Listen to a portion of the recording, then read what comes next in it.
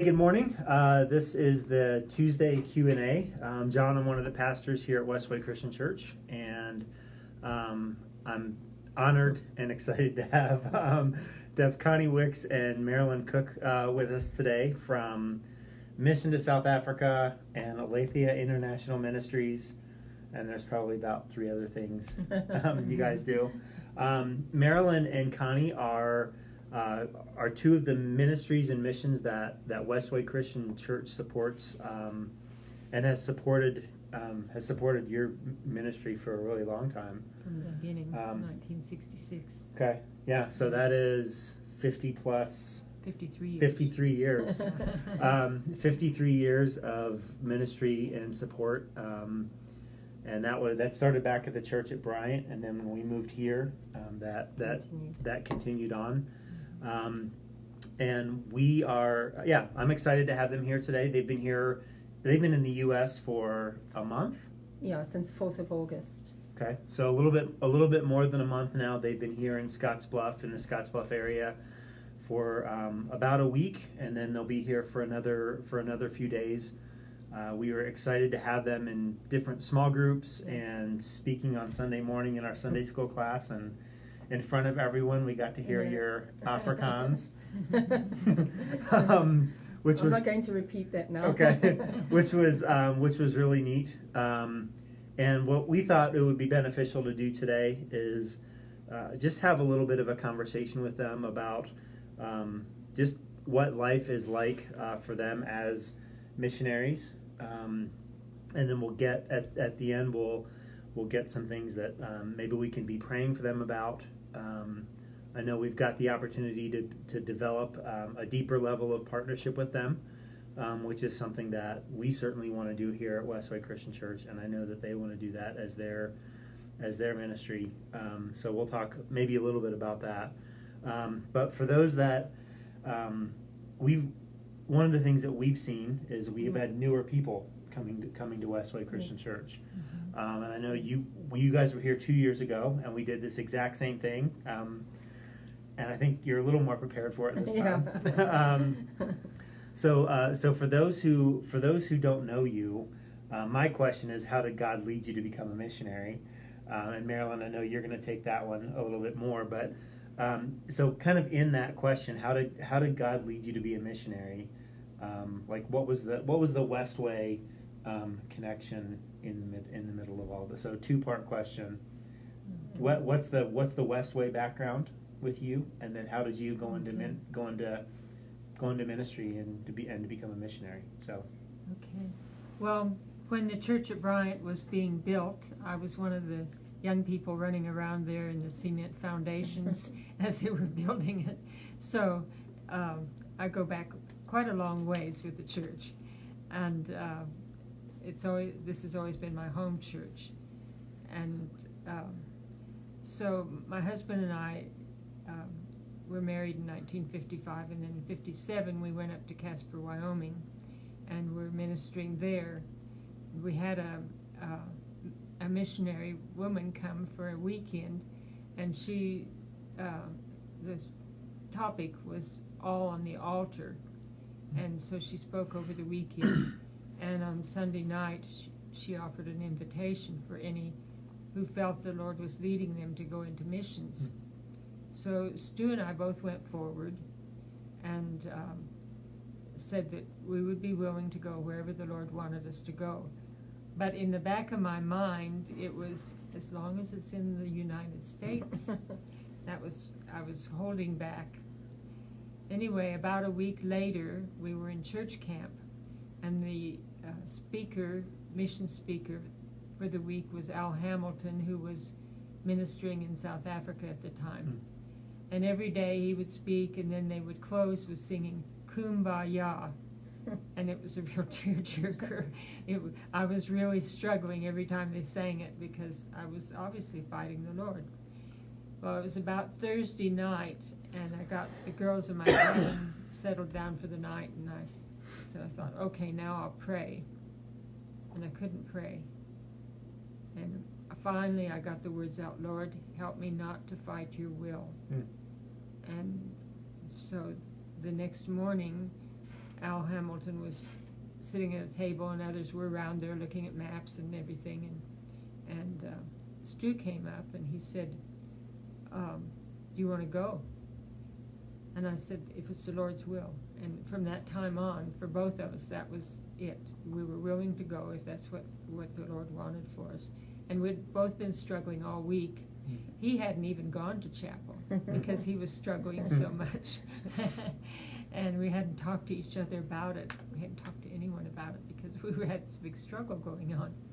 So anyway, we said, if that's the Lord's will. And so we set about announcing to the church in Casper that the Lord willing, we wanted to go to South Africa as missionaries, and wanted them to support us in it. And then from then we visited all the churches in this area that knew us and would support us.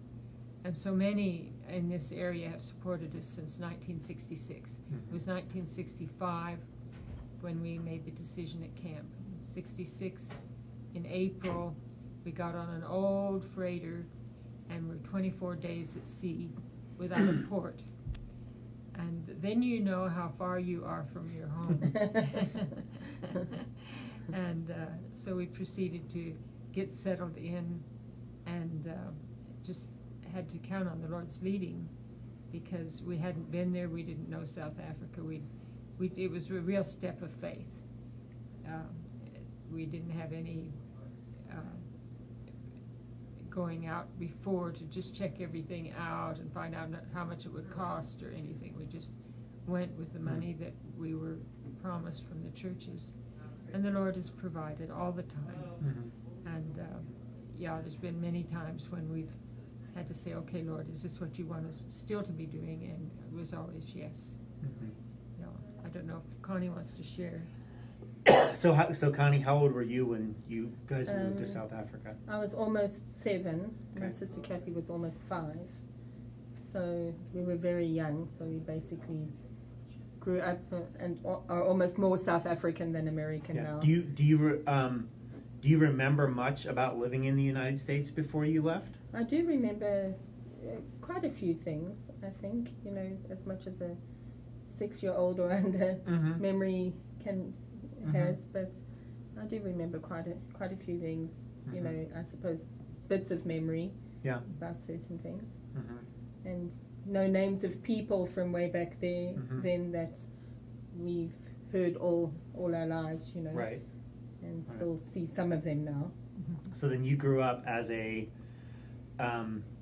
were you a missionary kid, or were you a missionary like how do you PK and a MK? Okay. Yeah, so because my dad was a preacher through and through, mm-hmm. loved to preach, and he was a really great preacher, mm-hmm. and so we were preachers' kids first, I think, but also missionary kids. Okay. So then how growing up in that, what transition happened or needed to happen in your life to go from preacher's kid, missionary kid to missionary and involved in the work that you're doing? How did that go? Well, I think Kathy and I were always involved in some way, whether it was youth group and getting friends to come to youth group, and when Aletheia started in 1976, we both had turns to work there in various ways, whether it was cooking or in the office, and so we were always involved with the ministry in some way. Mm-hmm. And then in 1989, my husband and I moved down to East London, which it's not East London, UK, it's East London, South Africa, and which is his hometown, and we lived there for 9 years. And he had a very good business going, but with changing government, he had been working with former homelands, and his business went under, and we were really struggling financially, and we were looking for other things to do, and we didn't want to move back to Joburg, because once you've lived on the coast, mm-hmm. to move back to a huge city is not really your first choice. And so we were really praying about it and looking at different options, and nothing was happening for us. And the one day I opened my Bible and just randomly found the verse, I will put a ring in your nose and a bit in your mouth and lead you back to where you came from. And I don't think it could have been clearer than that. And that had never happened to me before. And so we fought against it a bit, but we ended up moving back to Joburg. And it was just at a time when the big residential building that we had had for many years had been sold. And my parents were over here in the States on furlough. And I think within 2 weeks, we were just involved with everything that was going on and helping with the move. And that was it. We were just, I think, pushed back into the ministry by the Lord. So you really weren't going, you weren't really, I don't want to put words in your mouth, but it sounds like you weren't really going there to do the mission work. You were just moving back home. Yeah. And then once you got back home, it was just back in it the was mission just work. yeah, it was right back at work. Yeah. So Wow. and that was in 2000. Okay. So since 2012, I've actually been managing Aletheia. Okay. And then in about 2013, Mornay felt called to come into the ministry, and he was part-time with us for a while. And that's your son?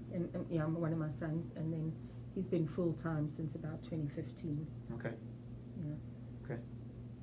What advice would you give to someone who is feeling like God was calling them into mission work? Well, first of all, to pray and just check it out with the Lord. Lord, is this what you want me to do? Will you show me? Will you give me clear directions? And then look into it. If there's some area you feel called to check it out, speak to people about it, and just then to try to get funding, see if you could get funding to do that. And I don't know. That's kind of how it went with us. I know people today. You usually go to a mission organization, and they have to be approved, and they have to raise so much money to be able to go, and they have to go over and make a preliminary survey trip, and sometimes it takes them years before they actually can be on the field and be working. And with us, it was 1965 when we went to church camp, and by 1966 we were there. So you just went. We just went. Yeah, it was just going by faith. That this is what the Lord wants, and then just counting on Him to lead us. And He's led us in many ways. Yeah. So it's changed.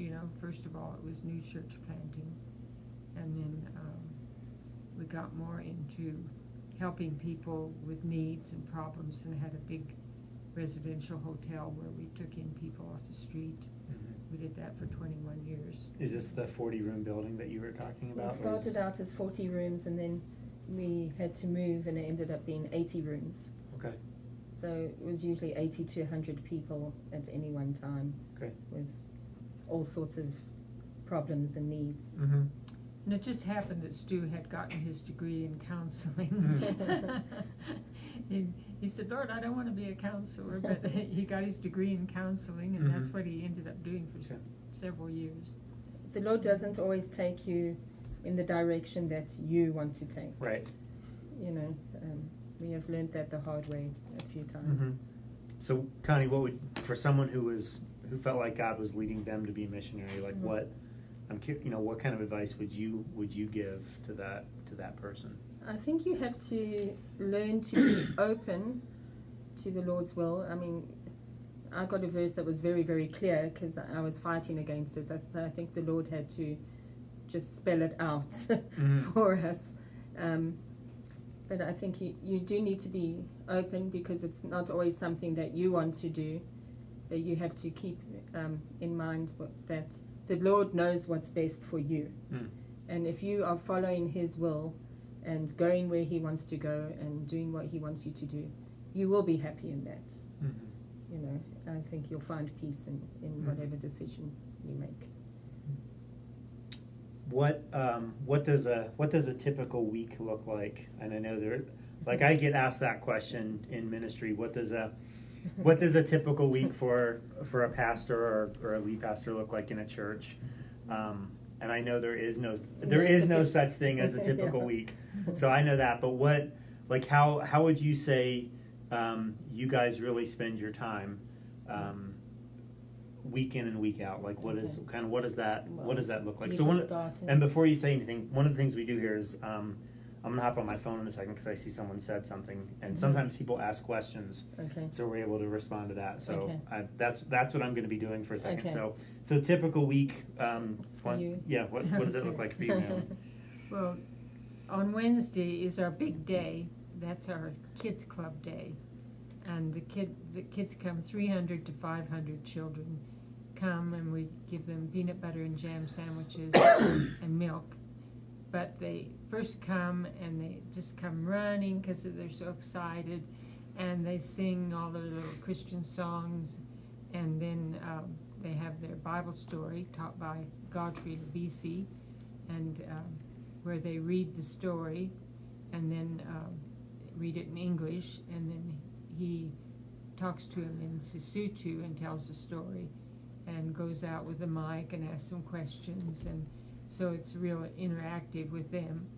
And then they have their peanut butter and jam and their milk, and it's the highlight for the kids every week. But our preparations start on Tuesday because we have to see that the bread is bought, 60 loaves of bread, 60 liters of milk, and see that everything's prepared for Wednesday. So that's Tuesday. Wednesday is in the afternoon is the kids club, and then Thursday I always have an appointment with my bookkeeper. Friday Sunday. It's just preparing for the weekend, and Saturday we have Bible studies, 2 Bible studies, and Godfrey leads them. I go along, and we take cake. Which someone asked me once, how do you get the kids to come? Because we'll have maybe 30 to 60 children who come from the ages of 3 through primary school, and they'll come for Bible study. And I said, cake, because they love their cake, and they probably have had nothing to eat in the morning. So they might be coming for cake, but they come and they have their Bible study first. And again, it's straight from the Bible. English, and then the Sesotho, and they are answering questions and they're learning. And then we have the high school age on up after that.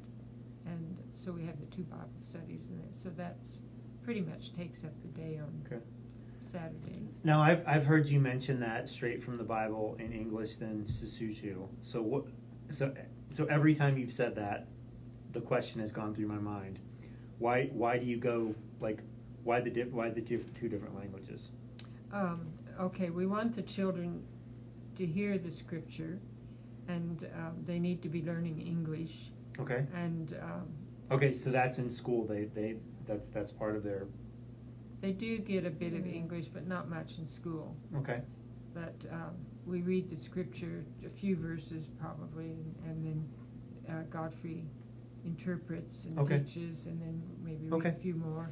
And it's just to give them a good overall view, and so they understand that these words are from the Bible. Okay.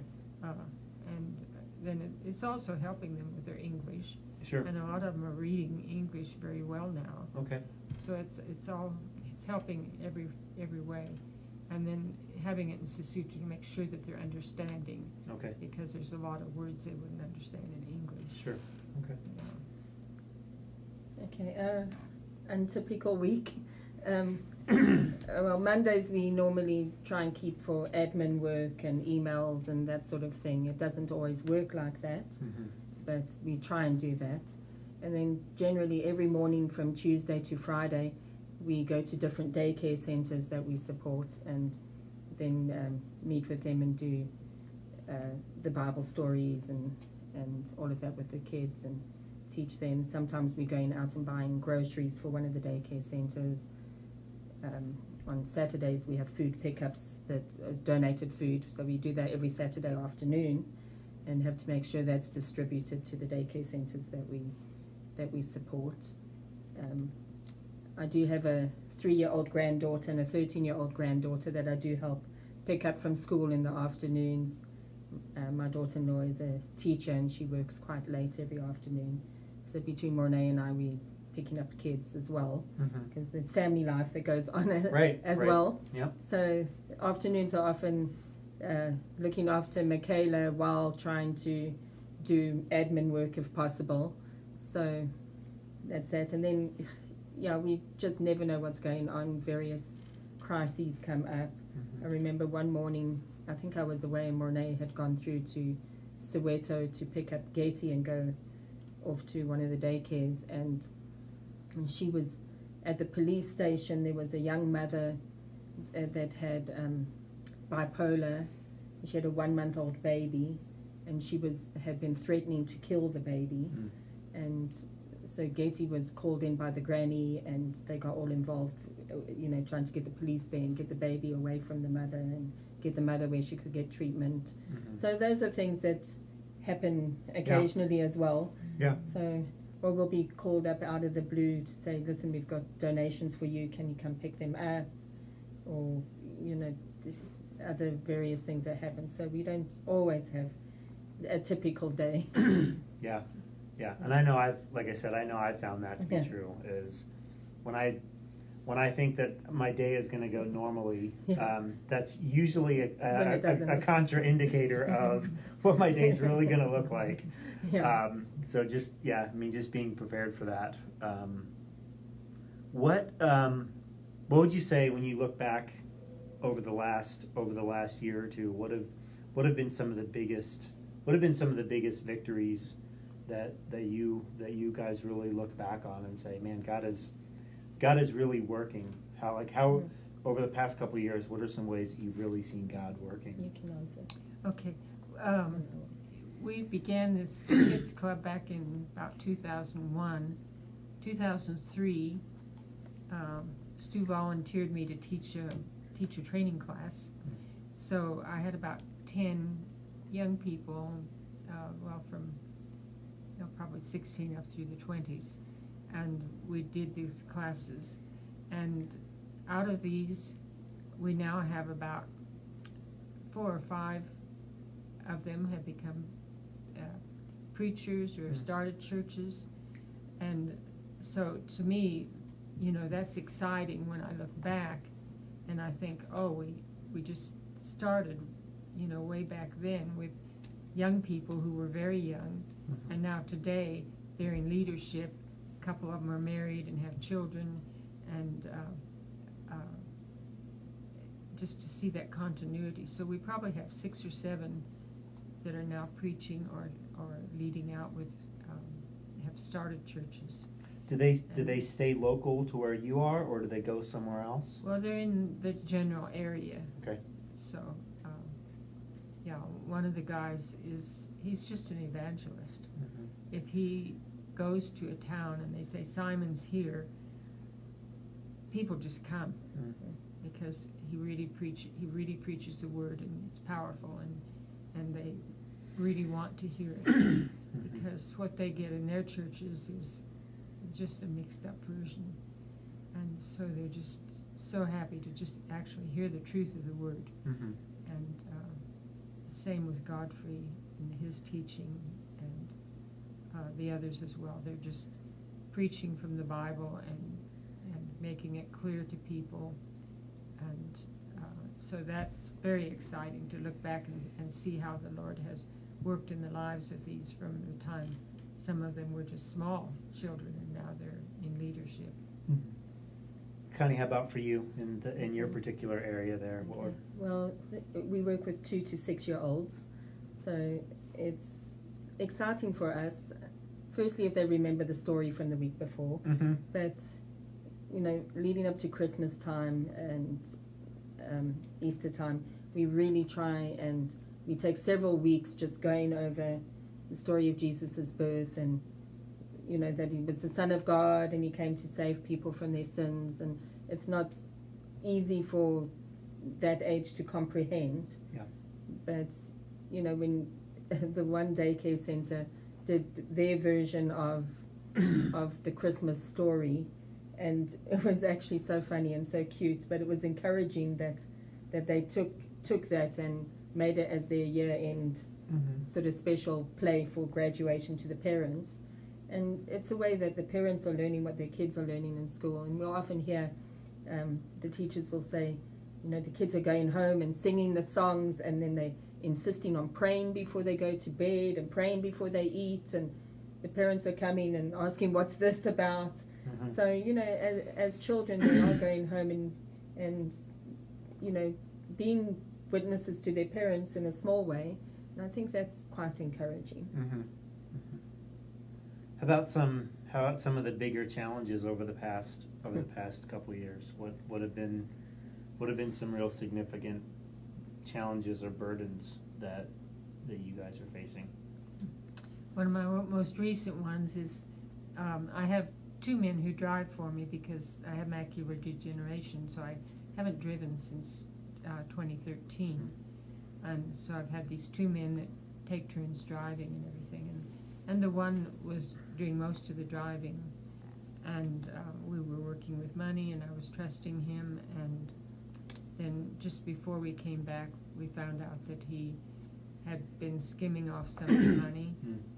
And he was using my vehicle when he wasn't supposed to be, and broke a mirror, and just a lot of things. And it was just so disappointing because, we had worked so closely together, Yeah. and I had really come to trust him.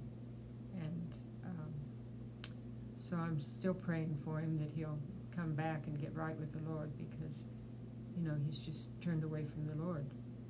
And that's the big thing that I'm really worried about and concerned about. And so that was a big blow. Yeah. I think big thing we've faced this year is Mornay, that works with us, is 38 years old, and we discovered at the beginning of the year that he has osteoarthritis in his spine and his hip, and he had to have a hip replacement, and he's going for surgery on his back on the 9th of November. And it's been difficult because he's young, he wants to do things, we have food donations, so we're picking up things and loading things and working with kids, and he's not able to just sit around and do nothing. And he's had to try and pain manage most of this year, which has been very, very difficult for him. So that's one thing that we really need a prayer about. So I think that's a big challenge, as well as our vehicle has been a big challenge this year. And we've been very blessed to receive funds to purchase another vehicle. And we got another challenge now, is to find the right vehicle in an automatic, so which will help Mornay's hip and back, and my shoulder, where I had a torn rotator cuff last year. So if people can be praying for that. Yeah. What are some things that you're both really hoping for in the future? Like when you look at your next 3 to 5 years, what are some things you'd really like to see happen with where you're serving, how you're serving? Okay, with me, I just want to see that the Kids Club is well established so that it will continue on.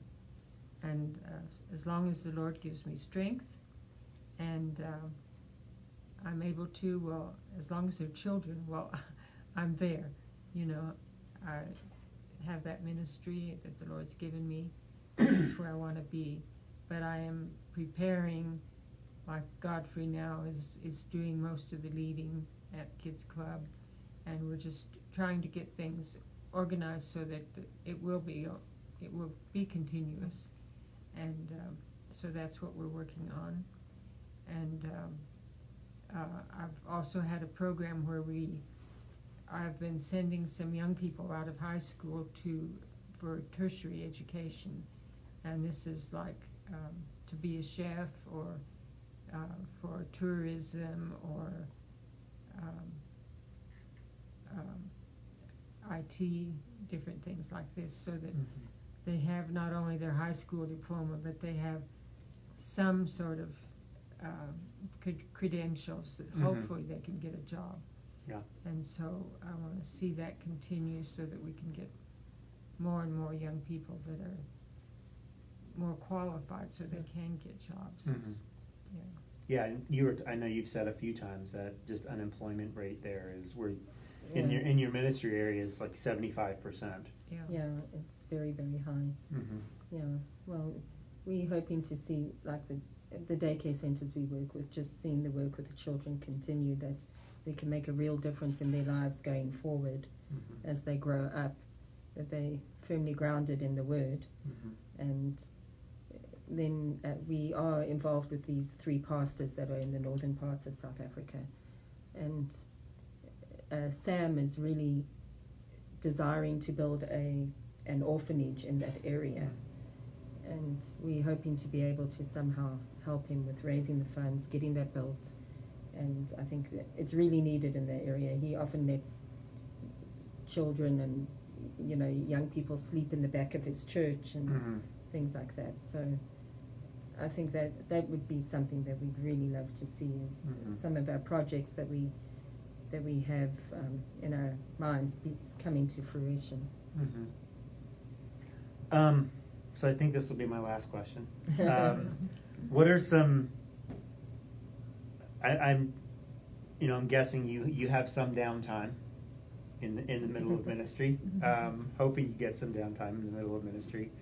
What are some things that you try to do as maybe as hobbies, or try to get a little bit of relaxation in on those non-typical weeks? How do you get to take a break? Kind of what does that look like for you? Well, when I live in the bush, and so when I have a day that I'm home, I just enjoy, the bird life and the growth of the flowers and trees and everything. And my favorite time is late in the afternoon, just before sunset, to sit out on my veranda and just watch the birds settling in for the night. And, bush babies coming out. yeah, I have bush babies that are living in my ceiling, my roof, and sometimes they come inside the house. One night I had 8 inside. So what is a bush? What does that mean? It's like a tiny little monkey-like creature. It's about this big. Okay. Big eyes, long tail. They're very, very cute. People even tame them as pets. Okay. And she's got 8 living in her house. Okay. So yeah, they're not in the house. Well, I haven't just encouraged outside the that, window. But they they sleep during the day, and then they come out just after sunset, and they come out, and I see them jumping out and going out. But then sometimes they decide to jump inside the house. Okay. And then they go out. So it's kind of fun. Yeah.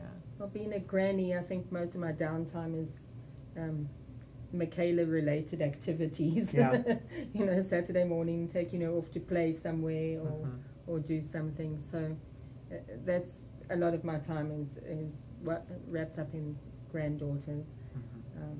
I do try, if I can, to go visit my sons down in the Cape once or twice a year for a long weekend. And how distance-wise, what does that look like for you? It's about a 13-hour drive.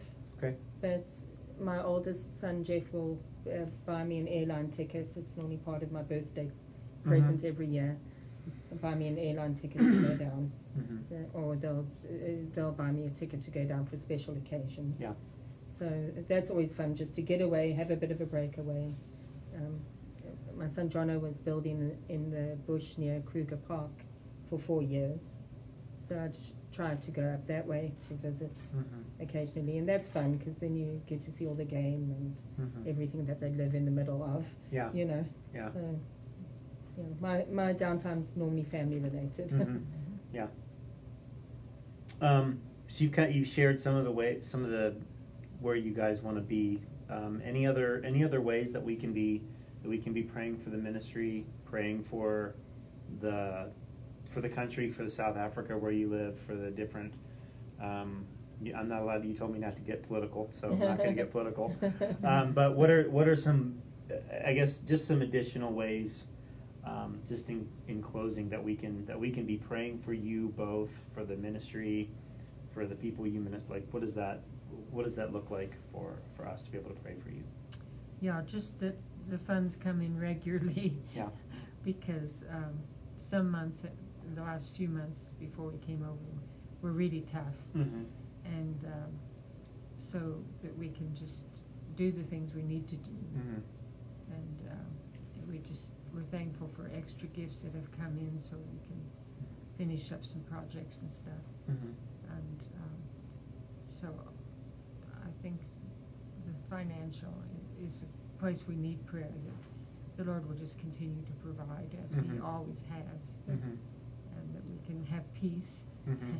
and not be anxious when we're waiting Yeah. for funds to come through. And I think pray for health as well. You know, my mom's health and Mornay's health, just to keep us all well and healthy and Mm-hmm. keep us safe where we are. We luckily don't have much trouble where we are. Occasionally there'll be protest action in Soweto, and then Getty will phone us and say, don't come through today.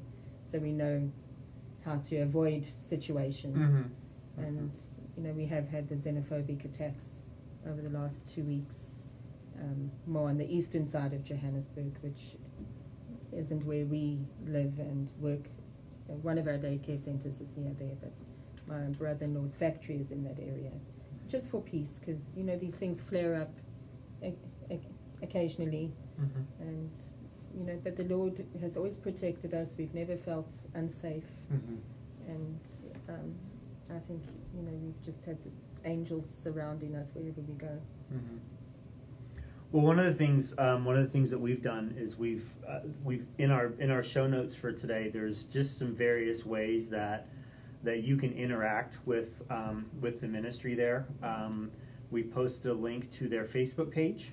I know I frequently get updates Right. on Facebook page, just in Lots terms of of pictures and stuff like that. So that's through Facebook is one way to be in touch with them. The second way that you'll see in the show notes is they also post a lot of things on Instagram. So if you're on that social media format, you can see a lot of pictures again of what's going on. And then the third thing that I posted on there was just how you can read and you can join their mailing list. Yeah. One of the things that we appreciate about the work that you guys do is we do get consistent updates from you.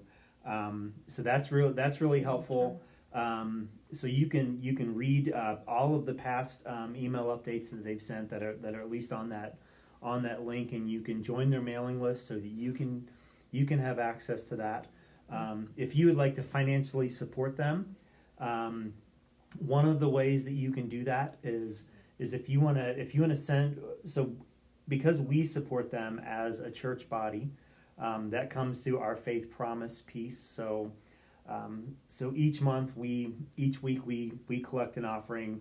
People give towards like general faith promise, general mission stuff, and then the way our missions operates here is each one of the ministries that we support gets just a different percentage out of that overall amount. But I also know each week we have people can write that on their check they want to give it to a particular ministry. That's something that we do. I'm not going to put you on the spot and ask if you have your forwarding agent's information unless you have it. And if you Pam Miller. You know what? I got our box number. Okay. Yeah. Do you want to look that up real quick? Yep. And I'll add that on there. But one thing you can do if you would like to send money and make sure it gets to them, you can send it to their forwarding agent, which will have that information in a second, or you can just send it to WestWay Christian Church. Oh, perfect.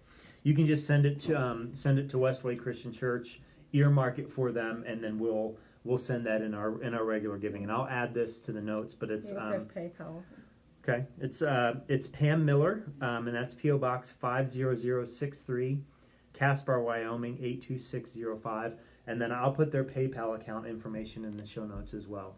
So there are lots of different ways that you can connect financially with them, but not just connect financially, connect relationally. Yes, I know that's important to us. You guys have said a lot. We would love for someone to come over and visit with us, and I think the last now twice, just getting this opportunity to spend time with you guys, like as much as I thought, that would be a really great 3 to 5 year plan. Just feeling more directed and more led to, how can we send a group over, and would just love to be a part of that. So if you want to support financially, again, I'll put some things in the notes on how you can make that happen. But I know they definitely would love your prayers, and would love for the opportunity to just connect, and learn more about them. And we're in the process of pursuing just some different relational things as a church body with them, that we've talked about over the past week or so. Our mission team leader Deb Soar has spent some time with you the other night at our fall kickoff, talking about what that looks like. So I think we'll have some more information over the next few months about how we can just deepen that relationship. You've been around WestWay Bryant for a really long time, and we don't just want to be giving financially. We want to be really in a real meaningful relationship, and stuff like that. We want to be people that you can depend on. So thanks for watching today. Make sure you follow up in all the ways that we're gonna give you to follow up. Thanks for watching. I love the opportunity to talk to our missionaries. And I think that's all we got. Is there anything you guys want to close with today? Just thanking everyone for support and prayers. Always means so much to us, and when we come back, and just to be able to connect with people and reconnect with people is great. That's one thing that we really look forward to when we come back on furlough, is just seeing old friends and family, and reconnecting. Yeah, I think this year we tried to do a much better job of getting you guys into small groups and stuff. So I've even just been thinking over the past week or so, the next time you come back, what are some other things that we can try and do. So thanks for watching. More information in the show notes. Have a great rest of your day, and we hope to see you on Sunday at the 10:15, if not before. So thanks for watching today, and we'll talk to you soon. Bye.